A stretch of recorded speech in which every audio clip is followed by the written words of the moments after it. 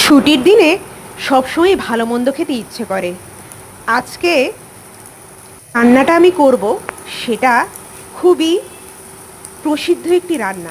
আমাদের প্রত্যেকেরই এই ছোলা খেতে ভীষণ ভালোই লাগে।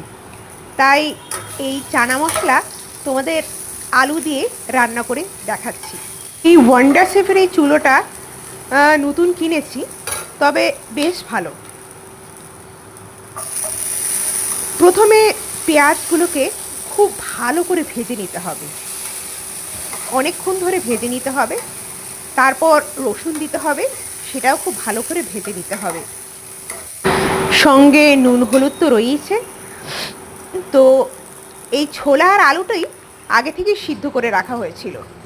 তো এই সিদ্ধ ছোলা এবং আলু এই পেঁয়াজগুলো ভাজা ভাজা হয়ে গেলে সঙ্গে দিয়ে দিতে হবে, এবং স্বাদ মতো গরম মশলা দিয়ে জল ঢেলে কিছুক্ষণ স্ট্যান্ডিং টাইম দিলেই রেডি এই বিখ্যাত চানা মশলা।